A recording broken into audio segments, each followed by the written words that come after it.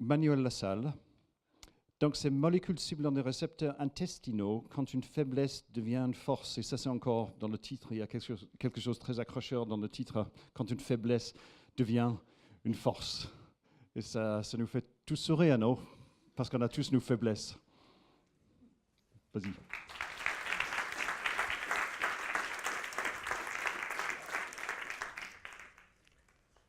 Au début du XXe siècle, Paul Ehrlich a illustré sa vision du médicament idéal par le terme de magic bullet, la munition, la balle magique.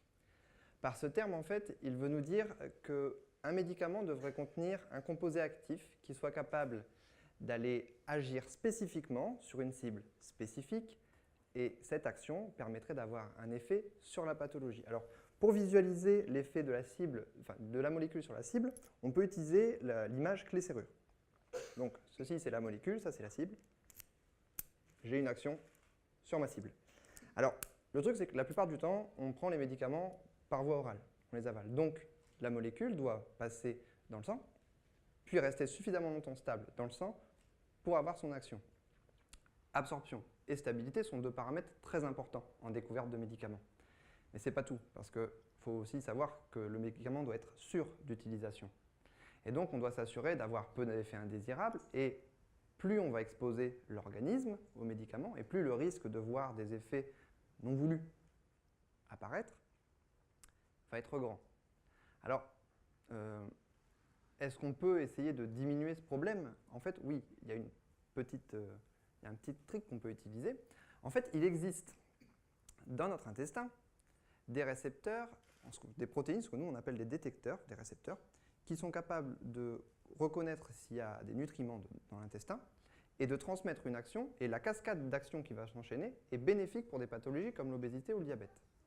Alors, l'idée, c'est de trouver une cible qui soit exprimée dans l'intestin, une molécule qui fonctionne, et de l'administrer au patient. Oui, mais cette molécule-là, elle peut aller partout, elle bouge, je peux la perdre et elle peut se déplacer dans mon sang.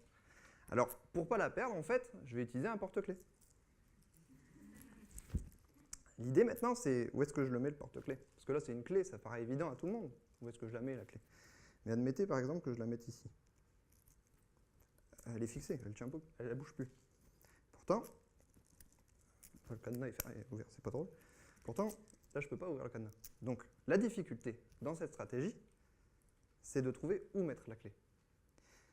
Et où mettre le porte-clés. Mais une fois qu'on a trouvé où le mettre, on a bien une molécule qui ne va pas se balader partout.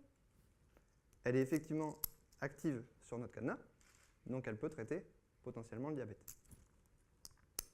Alors, à l'heure actuelle, de tels composés ont été obtenus. Les essais sur les animaux semblent plutôt prometteurs.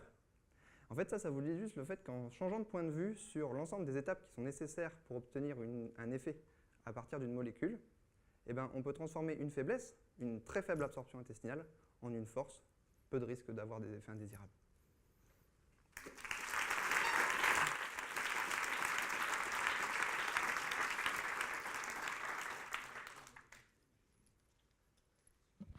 Et qu'est-ce qu'il en est de la stabilité du coup de cette molécule si elle ne passe que par l'intestin au fond? La stabilité. Vous voulez savoir comment est-ce qu'elle ressort de l'intestin? Voilà.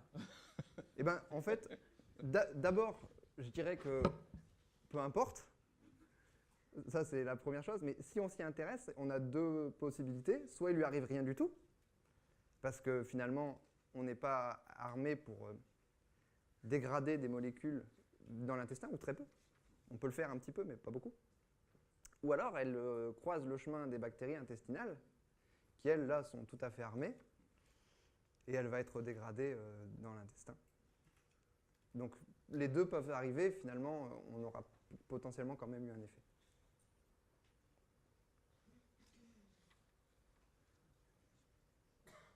Je vous sens contrarié.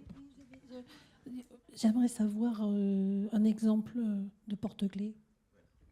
Un exemple de porte-clés. Alors, je vais vous citer alors, je vais vous dire le mot qui fait mal, des polyéthylène glycols.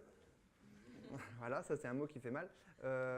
Faut vous imaginer ça comme une longue chaîne très régulière, avec un carbone, un oxygène, un carbone, un carbone, un oxygène, un carbone, un carbone, un oxygène. Alors vous voyez que Au fur et à mesure, je me déplace dans la pièce. En fait, si je me mets là et que je dis que ma molécule, elle fait cette taille-là, puis que je mets un carbone, un carbone, un oxygène, un carbone, un carbone, un oxygène, un carbone, un carbone, un oxygène, je vais très loin, ça prend beaucoup de place, bah, ça ne peut plus passer. Voilà, par exemple.